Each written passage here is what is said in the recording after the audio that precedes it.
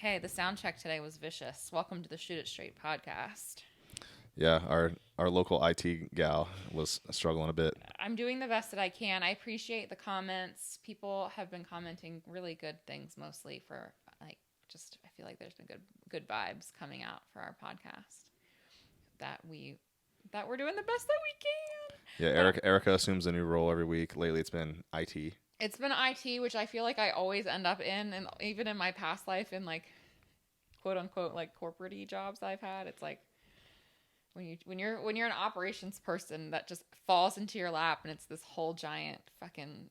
I mean, IT is very complex. People out there that are in the industry that probably have like one focal job, like it's tough. I don't even try. When it's like I don't even mess with it. It is really frustrating, and I think what I am learning, and this is probably what any IT person would say, is that like every setup is different. Everybody is unique. Right. So it really is just like this computer does this internet does this speed does this.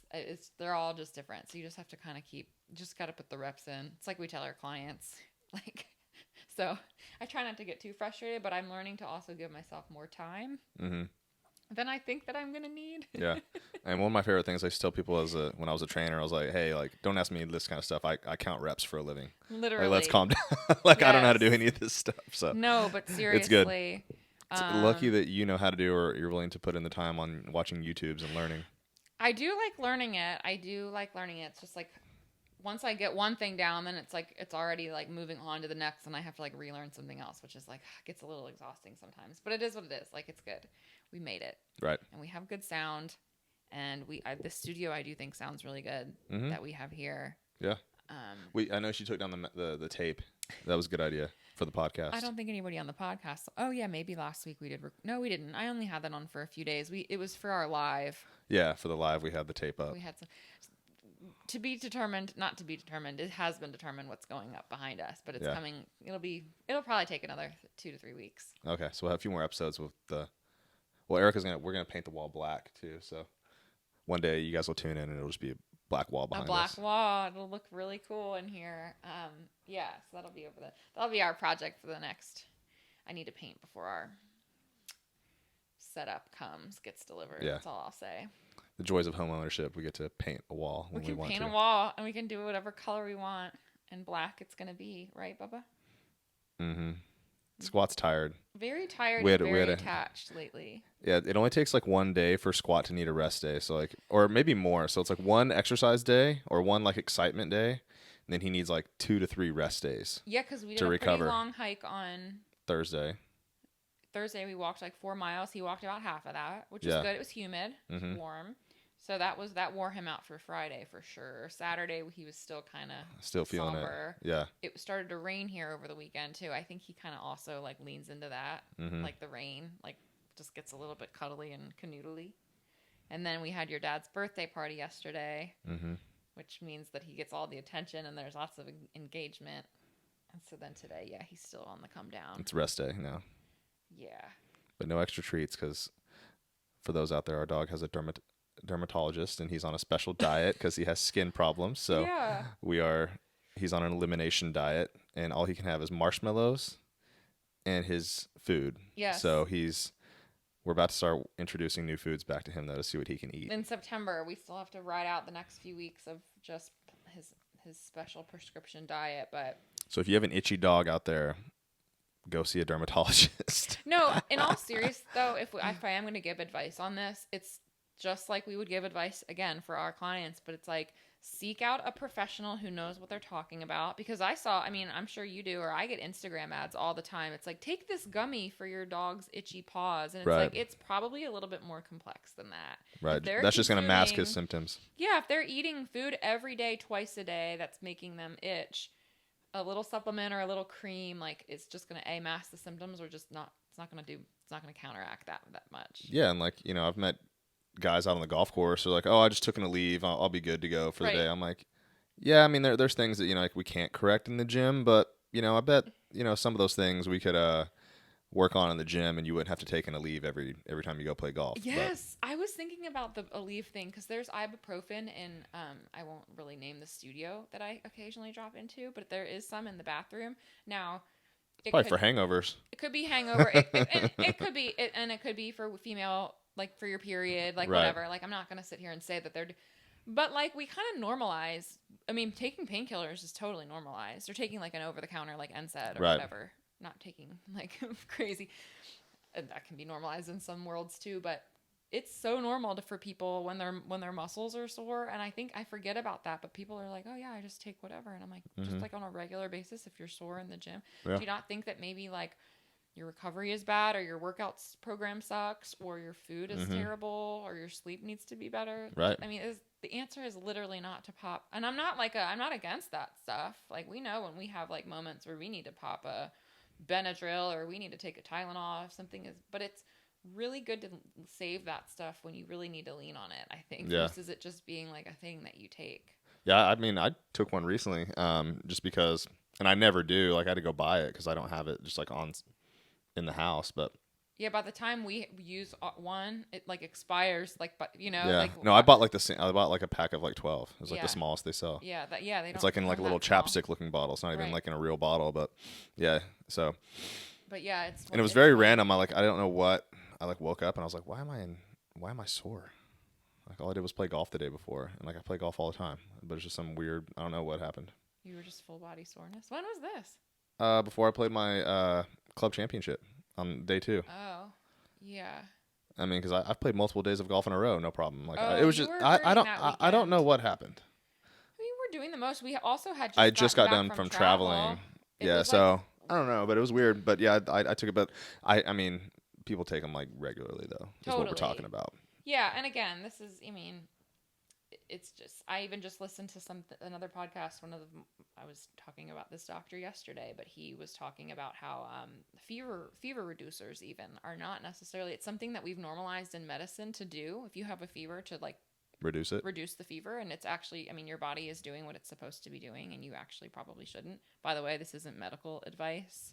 Yeah. I'm not giving anyone medical advice, but this is just, we think about things that are normal. I say this to my female clients a lot too, where it's like, I have a shitty period for 7 days every month, and they just deal with that for like years. And I'm like, dude, it's like been normalized that you should be suffering for 7 days a month, every month, forever. Like that isn't normal. Right. It's common, but it's not normal. Right. And I think that like, yeah, the things like muscle soreness, or like needing to drink coffee all day long, or like needing it to like survive, you know, that those are not the norms. Those are things that we should be like tuning into and checking in. And I think all of us can benefit from like sometimes self-assessing like what supplements you're taking or whatever is like, I'm like, why am I taking this right now? And like going off of it for a little bit and being like, do I notice any difference? And not really. Okay, cool. Like I'm probably like, I can come off of whatever it is, whether it's your electrolyte supplement or your caffeine. It's good to take breaks from stuff and like reintroduce things for sure. Cause your body can sort of adjust and I've been adjusting my caffeine in the morning. I used to drink like 2 or 3 cups of coffee and then my pre-workout. Yeah. And now when I take Legion's pre-workout, it's actually got like 350 milligrams of caffeine. In one serving? Well, it's 2 scoops, but yeah, it's 1 serving. Whoa. It's a lot. So I'm like, okay, I probably need to dial back I just love the coffee in the morning. So I'm like, I know. Well, that's how I was when I was doing, because I got really into that one energy drink, which I still really like. Yeah. But what I like I think I do a pretty good job of, I love coffee in the morning too. It's the best. And I don't want to give that up. Yeah. But I like to rely on that little extra boost if I need it. And you can always cut servings in half of pre-workouts and things too. Yeah, and then they have stim free too. So I'm going to order that next time and probably like experiment with that. Yeah. Because I do want to drink more coffee. I'd probably rather drink a little more coffee and a little less stimulant in my pre-workout. Yeah. But they sell both, so you can try and little mix and match or something. So coffee is so good for you. Black coffee. So you know that the number one way that people get in their antioxidants is mostly through coffee. Like if you're a coffee drinker, yeah, because there's a ton of antioxidants in coffee. Well, sweet. And you're literally drinking it straight up from the bean. What about my Waterloo? What's in that? I don't know what's in that. It's water. It's hydrating. I really hope that they don't ever come out and say that this is bad for you, because I suck down about like a 6-pack of these a day. I'm sure someone listening is like, they're terrible for you. They're sparkling. You're Waterloo's drinking out like of a these sparkling can. waters. They're freaking awesome, and I drink a ton of them. They're good. It's water. But no, but coffee is like, if you think about it, people don't really eat their fruits and vegetables, but like people drink coffee regularly. So it's a really good way for people to get. So, I mean, coffee's good for you. Sweet. I love my coffee. Yeah, coffee's good for you. So a lot of when you hear a lot of the benefits of coffee, like there is, of course, like caffeine has its benefits, but really what they're talking about when it comes to coffee is the micronutrient benefits. Yeah. Fun fact of your day. Yeah. So all these things we take that help our performance, and then, some golfers think that a couple of beers helps their performance because they maybe are your a little headspace nervous. is a little bit. So I mean, to each their. You could work on that a different way too if you wanted to. But if you like your beers, you like your beers. Go for it. Totally. But that's when people are like, "Well, what's the special best pre-workout?" And I'm like, it just depends on what you need. Do you need energy or not energy? Do you like to drink coffee? Because I would go for that's number one. It's pretty natural and it's a good source of caffeine. But again, it just kind of depends on where people what you need. I do both, and I don't do pre-workout every day. And then it always depends on my workout too. Like if I'm gonna hit like a really hard like squat day or something where I really need to push, like when I'm gonna move something pretty heavy, that's when I'll take like a full serving. Yeah. If it's a lighter day, I'll take a little bit less, or I might just do just the coffee.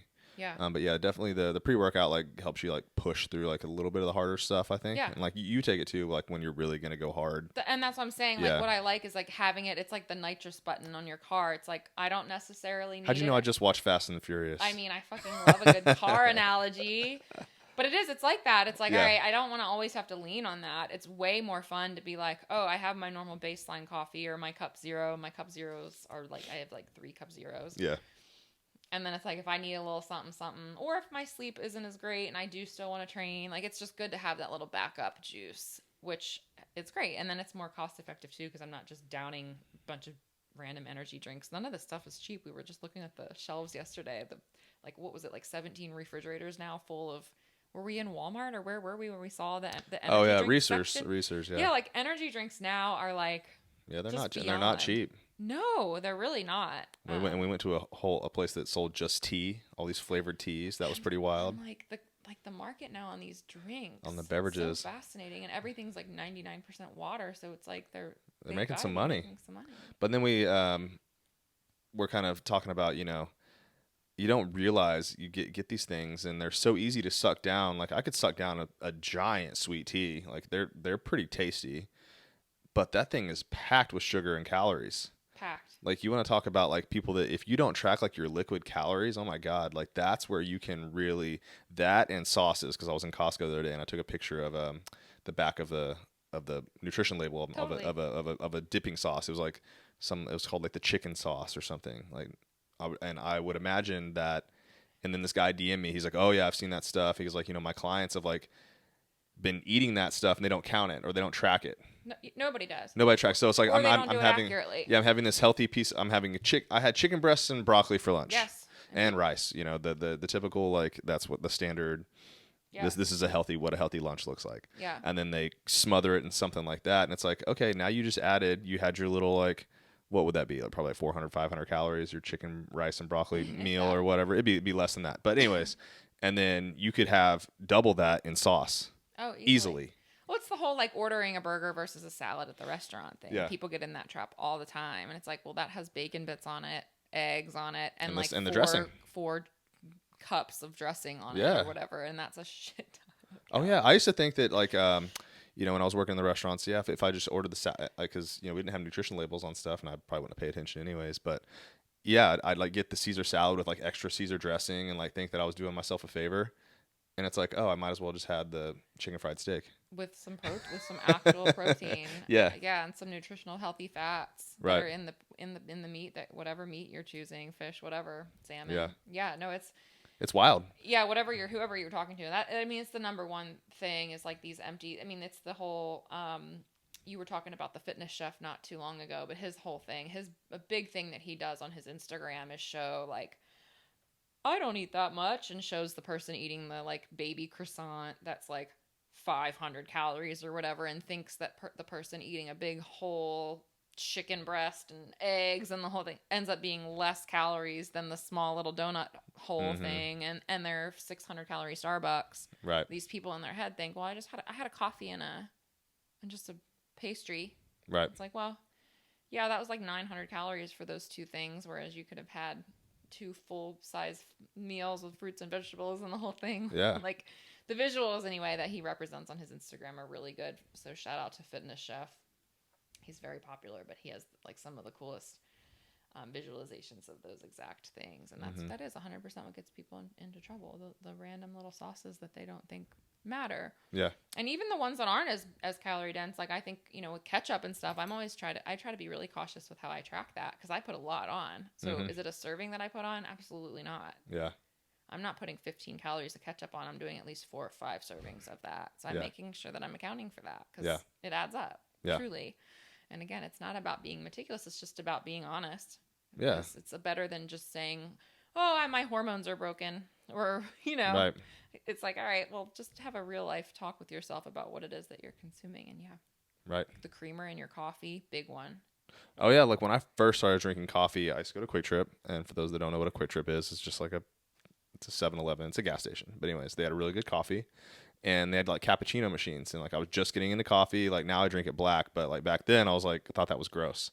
Yeah. So I'd get like a large like cappuccino, and I was getting jacked up off the caffeine, like, because I feel like coffee I don't know the reasoning behind this, but I feel like coffee caffeine like hits you a little harder, or you feel it more. I don't know. Whatever the difference is, like if you drink a Red Bull versus a cup of coffee, there's a difference. I don't care who you are, what you think. If there's no science behind that, then it's the placebo effect. But and it gets me. But anyways, and I would fill up like this giant thing of a cappuccino, and I was working out hard.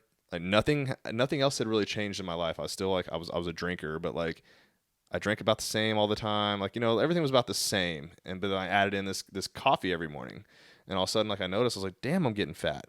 Like, what is going on? It's like, oh shit, I was consuming like an extra like 400 or 500 calories of coffee every single day. A day. And not like changing it, because like I'd still eat the same breakfast with that cup of coffee. Yeah. Or with that cappuccino. Like, you don't feel it. No, totally. You don't feel those liquid calories. They go straight to your bloodstream, and like you just they don't gone. fill up your stomach. It's really just as simple as like gone. if you have 2 bowls next to each other, one has a half a chocolate bar in it. Yeah. And that's 300 calories. And then the other one's full of 300 calories worth of broccoli. The one full of broccoli is going to be a massive bowl. Right. That's your stomach. Yeah. And so liquid is the same thing. It's like there's this liquid drink that's 8 ounces that has 300 calories in it versus another 300 calories of steak is going to feel a lot different in your stomach. It's going to actually take time to digest and break down and make you feel full and all of that stuff. Yeah. So like, you just suck down these liquid calories, and like nothing in your life it doesn't change how you feel. Yeah. So you just go right into whatever you were doing next, Well, it does change how you feel if you start to. Yeah. I mean, if I drank like one of those sweet teas yesterday, like that makes me feel like literal shit. But if you're accustomed to them, you don't. I guess not. I guess you're right.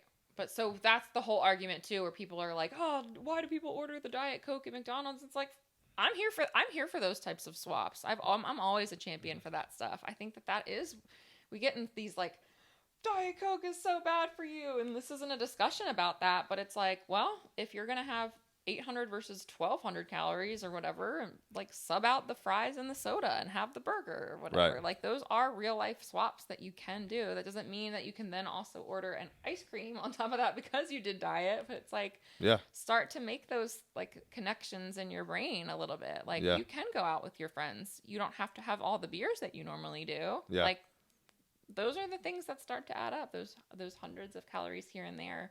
Mm-hmm. Those are the decisions that you can make while eating out and doing those types of things that can make an impact on your health. Yeah. And I was talking to one of my clients the other day, and he was talking about how his brother has like lost so much weight because he quit drinking soda. And he was like, a lot of the people out there think you get this big belly. He's like, oh, he must have been a beer drinker, And it's like, when you think about it, if you're a daily soda drinker and you're putting back a good amount of it, like I drink like 6 of these Waterloos a day. If that was Pepsi or a Coke, that's, what are they, 150 calories each? Yeah. That's a ton. Yeah. Right. And unless you're an alcoholic and you're drinking beer 6 beers every single day, the 12 beers you have over the course of a weekend, or even 20 of them, and beers are less calories than a Pepsi. Mm-hmm. Like a Miller Lite's like 105 calories or something, and your Pepsi is 150. you know, I mean, there's other effects that the alcohol is doing to you that aren't good. But if we're looking at it just from a calorie standpoint, you're drinking a soda drinker is way worse than a beer drinker when it comes to calories, for most likely. It depends. Again, it depends on how much the person's having. Right. But I'm saying if you drink like multiple sodas every single day and then you have a casual versus the guy who drinks a few beers on Saturday. Yeah. The soda drinkers consuming way more calories throughout the week. Sure. Maybe. Or maybe the guy that goes out for drinks also then becomes inhibited to not make good food decisions and then eats 3 dinners and goes out for a full pizza afterwards too. You know what I mean? Like that. Yeah, there's other effects that alcohol does to you. Like the protein synthesis and yes. so on and so forth, poor sleep and recovery and yeah. And then you get poor sleep, so then you eat shitty the next day because you're like dying for energy and like the whole thing. Yeah. So there's nuance, but that could be right, but it also could be there's just nuance and there's no black and white. There's no like alcohol makes you this, Diet Coke makes you this. It's like you kind of have to just think about, here's what the textbooks say and what the science is, but how are people actually acting also in real life? Right. So, I mean, if somebody were to, my dad was a good example. He was a big soda drinker and then he moved over to like the LaCroix. That was when I first introduced to him back in the day. He's a Mountain Dew guy. He was a Mountain Dew guy.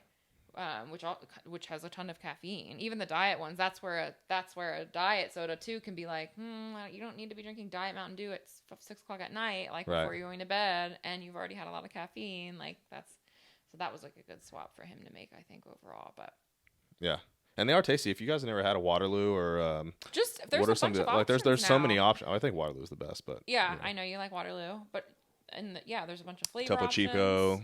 Yeah, there's just like, because like LaCroix was it for a while, like 5 or 6 years ago, and now there's all kinds of cool, like Olipop has like those soda. Oh yeah, those are pretty tasty. Those are expensive though. Yeah, I mean, it's all relative, but yeah, there's some cool like diet, sugar-free, 0-calorie, watery. Yeah, well, when you're drinking as many of them and they help me with my cravings too. So like this, and this is like a different flavor that I've had recently. Yeah. So it's like tropical fruit and pineapple and strawberry, and like, you know, if you got like a little sweet tooth or something, and you drink one of these, like it helps. Well, and it's a good way to get your water up too for people that maybe struggle with, like, you know, sometimes people are like tap water is boring or flat water or whatever is boring. I'm like, I get that. I stand behind that. Try that. Yeah. Yeah. I like these a lot. Now I don't. Yeah, I mean they're like my day drinkers. Like this is what I drink throughout the day versus like morning. It's like coffee, pre-workout, straight up water. Yeah. You know, like I wouldn't want to drink one of these and work out. Like it does give you a little bit of the bubbles. You know, it's the bubbly. Like it's not it's not refreshing in that way. Like if you're like, you know, out there like on a like if you're going to do a sporting event or something, like I don't want to grab one of these out of the, you know, it's like a relaxing sipper. You know, it's a post-workout. Yeah. Sipper or a daily sipper. It's my daily driver. Or I just came in from doing yard work in July and August, and I'm wanting to crush something cold and sparkly. As long as it's cold, something like that. But yeah, they're good. Try Waterloo. It's my go-to. You do love the Waterloo, and I'm a Topo Chico. If you like the bubbly bubs, bubbly.com. I think you just like the glass bottle, and because you're fancy, you drink it with your pinky up. I do like to be a little fancy. She is fancy. Everything we have is fancy. No, but Topo Chico is next level. It is the best. It is elite. Then why don't you buy it out of the plastic? Because they have the plastic too. I won't. See. You have to be extra fancy. That's plastic versus can. Like you're talking. That's just like plastic tastes disgusting. Sorry. Yeah. Sorry. I don't want any kind. No, I ain't got time for that. I'm gonna choose anything other than plastic to drink out of for sure. You ain't drinking no beer out of plastic. I drink it out of a can. Do they even? Yeah, they don't do that, do they? I don't know, but ew, right? That's ew. Yeah. Anyway, so today's little focus is to shift gears, I guess, in terms of what we're actually talking about today. I figured it would be fun to discuss a little bit about, because we've talked a lot about how you and I have worked one-on-one with people for like a decade, more than that combined. Why we don't do that anymore. Why we've shifted now fully into group coaching / programming for the masses, right, for lack of a better word, but not necessarily doing. We have our one-on-one clients still, right, that basically have been grandfathered in with us for the most part, or have very special circumstances, which maybe we can get into. But largely, the topic is just about why we decided to shift that focus, and I think we maybe we have different reasons or same reasons, but yeah, maybe we do. I want you I don't to know. go first. I have to go first. I wanted to hear what some of yours were.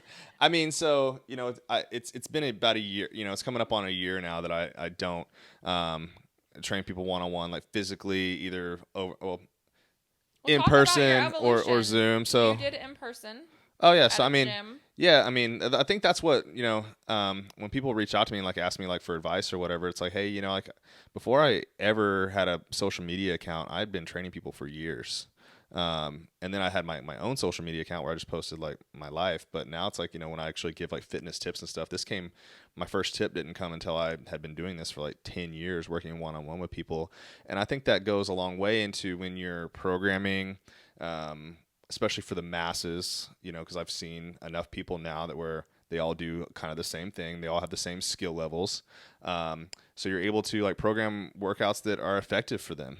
But so like over my years of seeing people, I did one-on-one training for a long time. Then I got into group coaching, and then I was a regional fitness manager, so I actually got to help other trainers and coach them up on how to become a trainer, which was cool.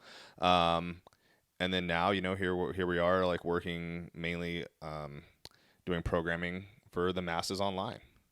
And like I think where we're at now is kind of a byproduct of our growth, right? Like I have quite a few people now that want to work with me or do one of my programs or something. And instead of I just don't have unlimited amounts of time. Yep. So that's where we kind of hit this like crossroads, I guess you could say, of like, okay, I can only take on X amount of one-on-one clients. So if we want to grow that, I'm going to have to charge a bunch of money because I can only have so much time per day, and I have so many people that want to work with me. Or I can help more people and create programs and just give out my information and educate people and help them grow instead of just catering to like rich people. Like, I mean, I'm not trying to be a cocky asshole, but like that's what it comes down to. It's like, we can charge a bunch of money for just one people, or I can just spread it out and like help as many people as I possibly can. Yep. And provide the best product and like use my knowledge and I do believe that I have written the best golf fitness programs that are out there. Yep. And like that's what I want to share with people and make it affordable so like that everyone can use it and people that don't even play golf can do our programs, and maybe they'll want to play golf one day just because they're like, wow, what can I do with this amazing body that I've built? Yeah, no, for real. What are all the cool things I can do besides lift heavy and move fast? Oh, I can swing golf clubs fast and I can move well. But I think that's just kind of that's really how it's evolved. Is like there's just the demand for our services grew, and how can we like deliver that to people? And it's not one-on-one coaching anymore for me because there's so many people that I want to work with. Yeah. And I find that way more fulfilling. Yep. That I'm able to help this many people and provide a really good product because there is a bunch of muddiness out there. There's some products and some programs out there that aren't very good. Yep. And I'll just say that bluntly like that. Like I could sugarcoat that, but whatever. This is our podcast. I can say whatever I want. So that's why we do this to help as many people as we possibly can.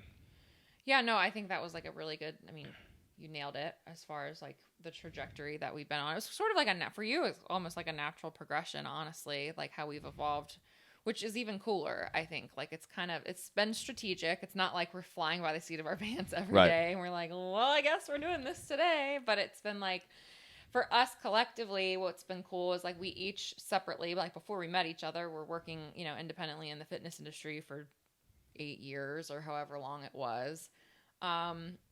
And then when you and I got together, we were both still in the industry. I started to do a lot of one-on-one nutrition coaching full time. That got really busy really quickly. Like I filled up my books within like 6 months, and because like COVID had happened, that kind of helped my business a ton there. Mm-hmm. You same with your one-on-one clients as you were evolving into like the golf specific niche. And it's like you get to a point where you get maxed out. Like it's not so much even about the time, but like the energy that you're able to give people too. And so everyone's different on that, right? You've known trainers that can do what is it, like 70 sessions a week or something, like some of the guys that you work with. Oh man, there was a girl in New York that I knew that did like you'd have to do the math. I think she did 360 sessions a month. So how many is that per week? A 360. lot. So A lot. So 90 a week? Yeah. Oh my God. Yeah.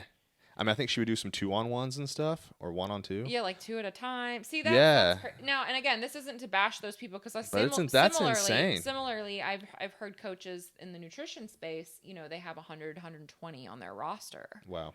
One-on-one nutrition coaching.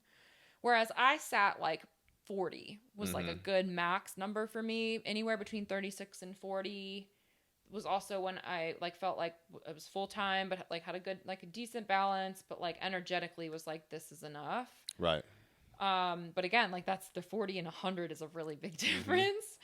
And again, like that's everyone's energy levels are different, or what you're putting into your coaching too is different. I think you and I give a lot of energy and put a lot of time and thought into our one-on-one programming. And again, this is not saying that people that did 100 clients a month didn't do that. Because I do believe some people are just like literally living off the 4 hours of sleep and doing that just grind life. I had already experienced grind life in a previous life, so I knew that I never wanted to be in that headspace again because that sucks. Right. But yeah, like for me, it was more about like the energy levels of coaching one-on-one and finding out really though, after so many years of doing one-on-ones, that a lot of the people, despite having different goals and different backgrounds, of course, there's so much variety as we always talk about and where people are coming from. There's like 3 patterns. There's just there's like maybe, you know, there's like 3 or 4 general, like, okay, these are the things, like here's the Bible that I basically can write. And now I just need to spread this to the masses. Right. Like, this is the best way to get the message across. Right. And you and I both have always done, I mean, Instagram is literally free. So any content that's being pushed out on that, or advice or tips and things like that, that's always been like, for me, there was never a think to like turn that into any type of monetary value. It's just like hoping that people like in the mindset of the fitness and health space can just fucking shift. Right. Like I want that for like, that's the podcast too. Like, I feel like we are hitting all of the buckets as best as we can to like spread the message. But yeah, I think it's all about evolving into definitely getting and hitting more people. But also, obviously, what's been cool is like us coming together and the work that we've been doing. And I think like our skill sets have meshed really well, and our backgrounds have meshed really well. Right. Whereas like you're really good at the programming and the fitness side of things. You've been programming for a lot of my clients. Like that naturally like was occurring over the last several years, which has been cool, and like vice versa. But now that we've both committed to like wanting to reach more people, it's almost like, what's that expression? If you want to go fast, go alone. If you want to go far, go together. Right. With like more support, and like so we can kind of like piggyback off of each other and like really grow our business and also reach more human beings. Right. And you kind of touched on the energy part of it. So like that's one big thing for me is like I had to kind of like I was hanging on to a few people and training them mainly on Zoom and in person and things like that. And it's like, you know, I'm not a robot, right? There's only so much energy you can put in each day into like creating something. Your brain just kind of becomes mush, you know? And when you're programming and you're, you know, either writing it for individual people or things like that, like you're just not as sharp, you know, like all day long, right? Like as it starts to go away. So to really put all my energy into writing programs, especially when it's for the masses, you have to really know what you're doing. Cause like you have to check all the boxes. Like I have this, like all this stuff going on in my head, like, and I got to write it all down. I'm like, okay, here's what this program needs. It's got to have, you know, the warm up's got to be hit the upper, lower. It's got to have some rotation. I've got to get the hips moving. I've got to do, you know, I've got to get the core activated. Like, you know, all these boxes you have to check. You got to be in your right mind when you're going to do that. So, you know, when you're giving away a lot of your energy each day to one-on-one sessions, it's tough to turn around and spend a lot of time making these really good programs. Yep. So that's where we kind of like decided like, hey, like we've got to, if we're going to go in on all in on the program thing, we got to go all in, and I've got to drop the clients. So that way I can put everything I have energetically into creating these programs, trying them out, you know, and that takes energy too, because like I got to go give these extra workouts the intensity they need, that I want to see my athletes get out of that. So I've got to go train that way, and then I've also got to spend time like trying new stuff. Like if someone, I listen to all the feedback. So like if I get a couple people that say, if I have one person that has an issue with something, it's like, okay, you might just be a one-off. But if I get a couple people that say, hey, like, I need help with hip internal rotation, and that comes up multiple times, I need to find more ways to get that to work. Yeah. To get to, and there's not, there's more than one way to skin a cat. Like there's, you can't fit everybody into the same exercise. So I've got to go try those. I got to see which one works. Because if like, I can make it work for me. Like I can make anything work for me. Cause like, I know what I'm doing. I've been doing this for a really long time. I move really well.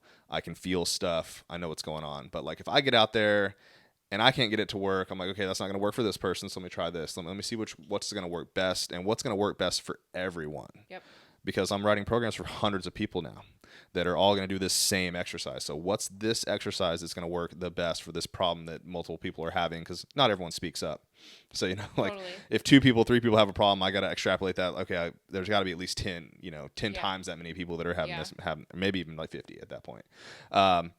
So yeah, just dropping the one-on-one clients, as much as I loved all those people and spending time and spending hours like in their sessions, getting to know people, getting, and obviously like, having a one-on-one trainer does get you more results, but then sometimes I think it's a detriment because then the longer you have that trainer, the more you just spend time talking to them. Yeah. The sessions just become hangout sessions. Yes. And then you get really comfortable and then maybe you'll cancel your session, and that started to happen. It's like, once you've known that trainer for so long, and if you're someone that has money, like you don't really care that you've can't thrown away $100, like $150, it's like, oh, whatever, I'll cancel it. You can keep that $150 because now you're friends too. And like, that's not, and at some point, like, that's just not where I want to be. Like, I do enjoy that person. Let's call and have a chat. We'll hang out, or, if I'm ever in the same town, we'll go play golf or something. But, right.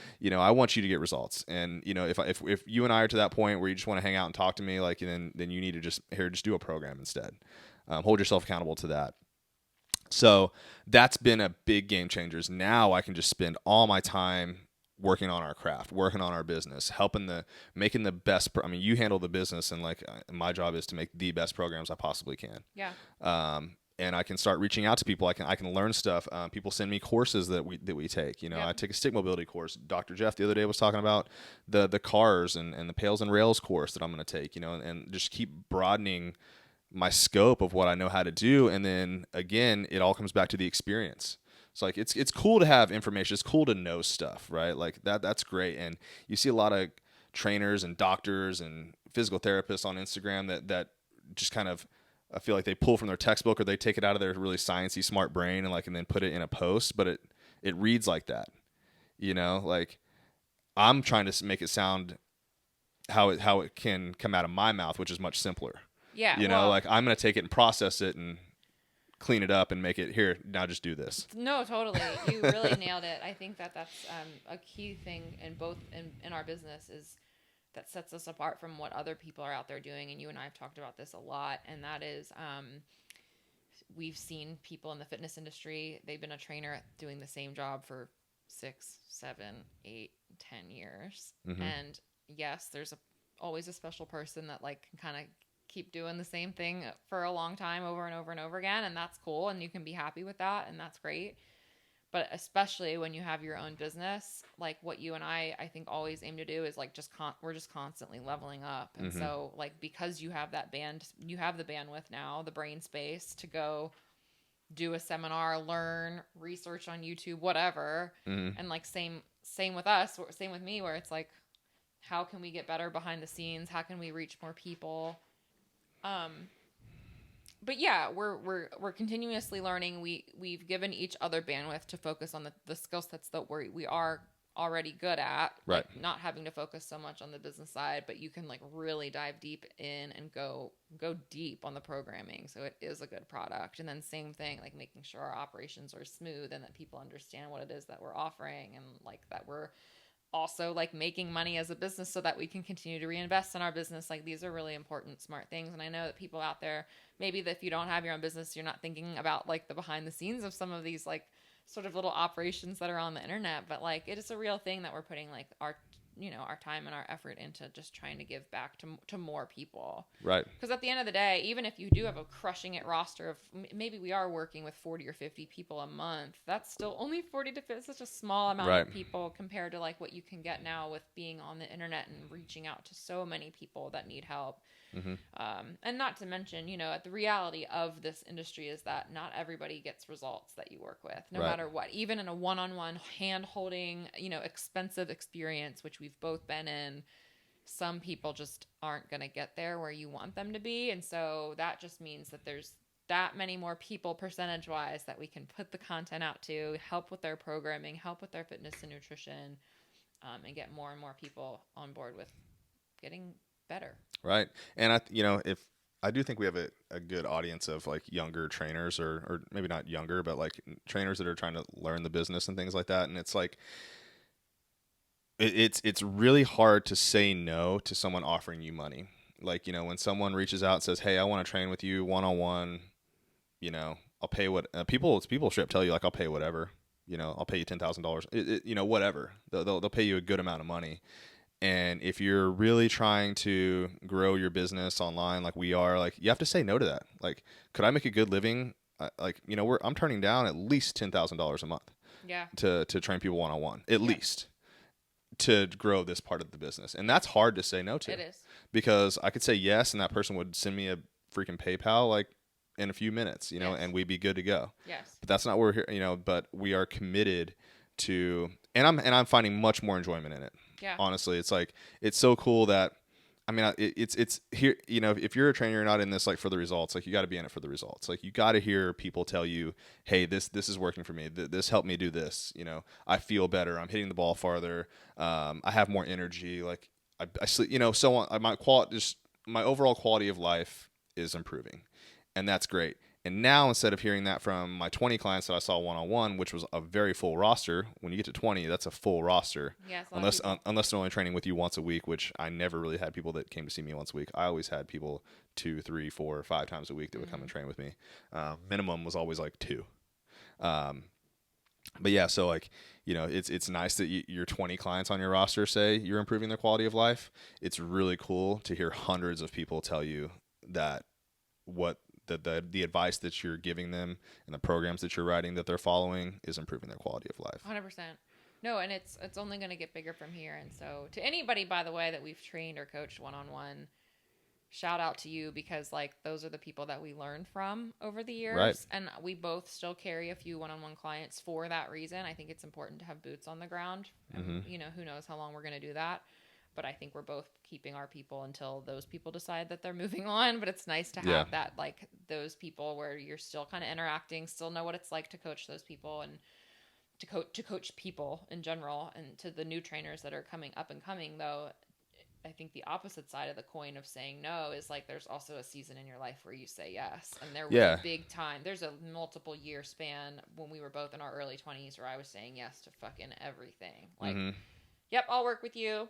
No idea what I'm doing, but like, and I had an idea. Oh, yeah. Like, you can help people, but you really don't know what you're doing. Right. And you have to say yes to the things, and you have to train at weird hours or whatever. Work with the client that you're like, oh, I've never worked with this kind of client, but I'm going to do it anyway. Yeah. Then you really do have to say yes to that. And I'm not saying go out of scope or work with someone with a crazy complicated medical issue, but you do have to work with like a vast different types of people in the population to understand, like how to coach people in real life, because like we learn so many things in our textbooks that don't necessarily translate, but you just got to get the reps in so that you can scale your own business, whatever it is that looks like for you. You got to do the one-on-one like training stuff for a minute. You got to do it for a minute. That reminded me of a funny story. So like when my very first job as personal trainer was at a Gold's Gym, and I had been working there for not very long.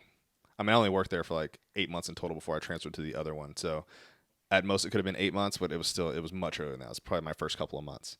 And you have to do these fitness orientations, right? So like a new member joins, the guy at the front desk always says, hey, you get a free session with a personal trainer.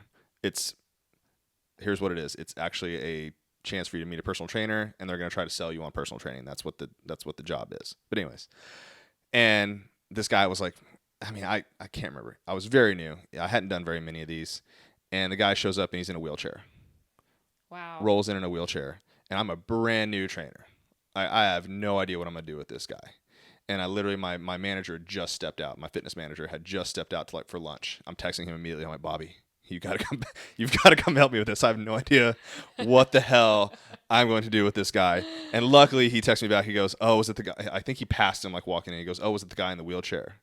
And I was like, "Yes." He goes, "Okay, I'll come back in a few minutes." He's like, "Just have him." He's like, "Go ahead and ask him the questions. You have a little booklet they give you. You know, it's like ask them all their lifestyle questions, their fitness questions. So we had a conversation. You have a conversation for the first 30, 45 minutes. Then you go do an assessment or exercise demonstration or something. Then you try to sell that person personal training.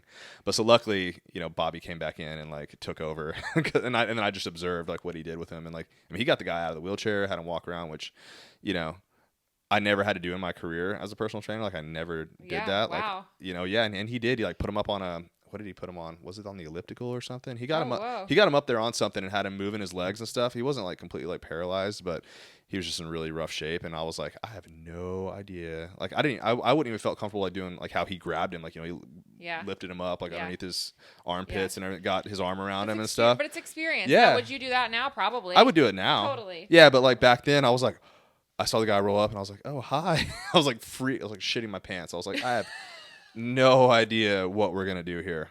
This.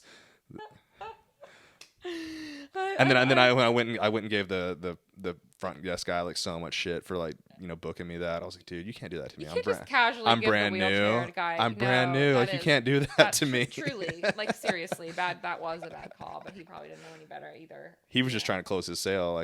That's what they're trying to do at gyms. They're just trying to make a sale. Yeah, no, I think that's a funny story, but yeah, that happens, and everyone is really different. You got to get in the box. And then when you break it down, after it was all said and done, his issues weren't. It was just terrifying to see the wheelchair. Right.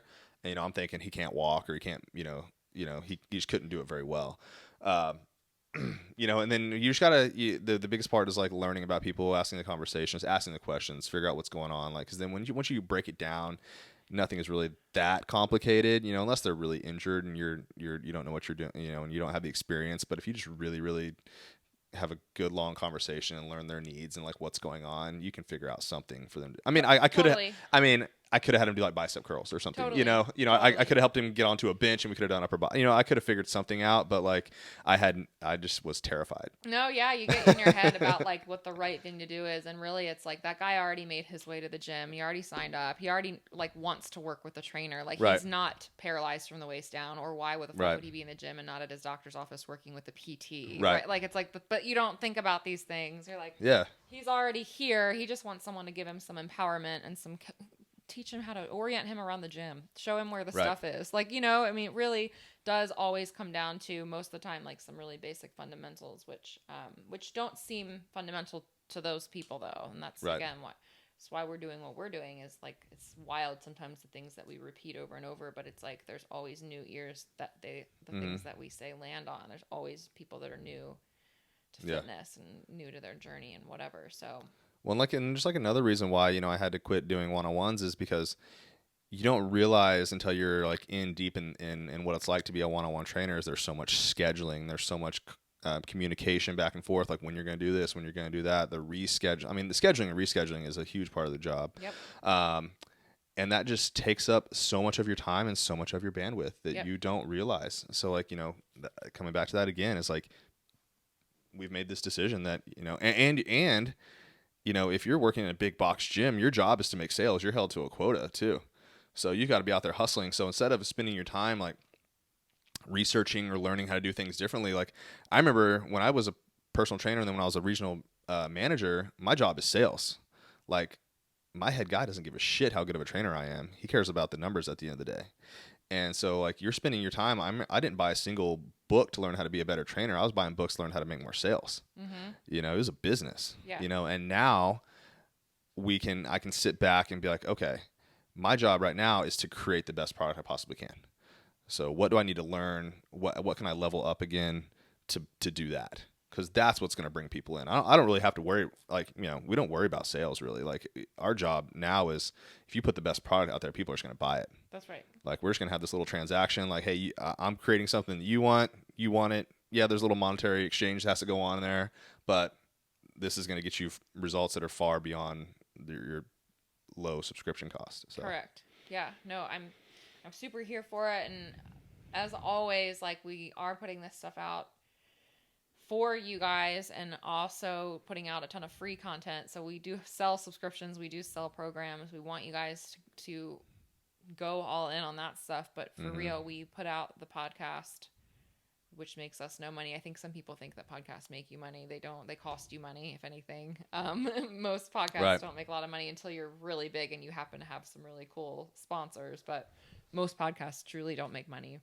And all the, our YouTube channel, all of the content we're putting out on Instagram and beyond is out there for people to learn and get more info and just truly hit millions of eyeballs. It's free to, remember, it's always free to you.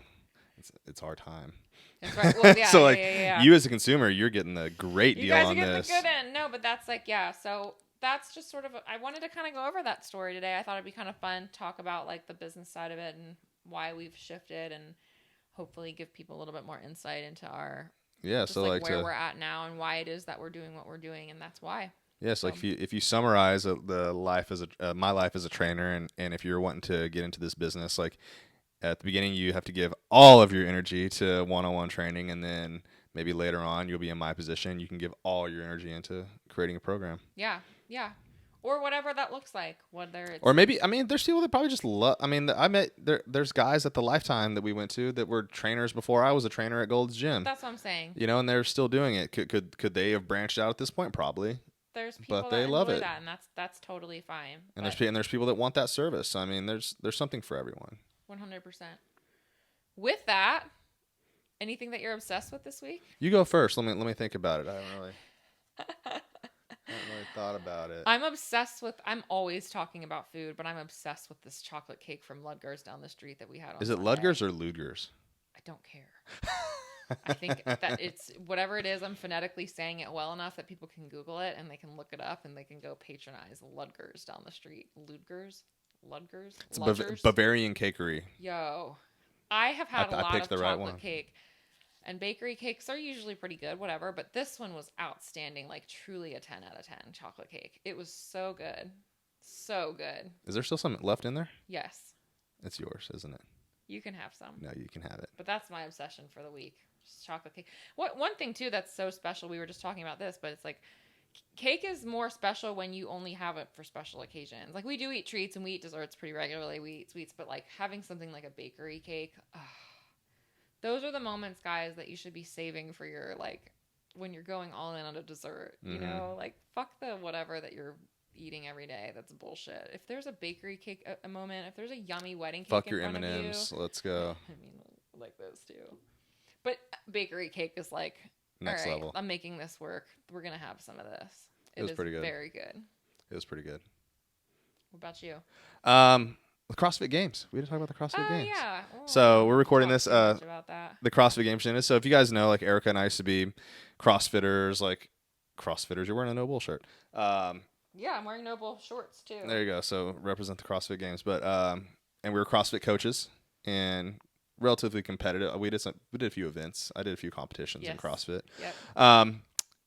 But what was wild about the competition this weekend is there were so many injuries. And we've been watching the CrossFit Games for many years. We've tuned in and watched all of the CrossFit Games. And this year, so many people got hurt. The leader in the men's field, Roman Krinikov, was hundreds of points ahead and broke his foot falling off of a log and like Justin Medeiros didn't even come close. Yeah, Ellie top Turner. Level. It's the top level ones that's blowing my mind. That Mal O'Brien dropped out. We don't know enough about to sit here and commentate on it, but like.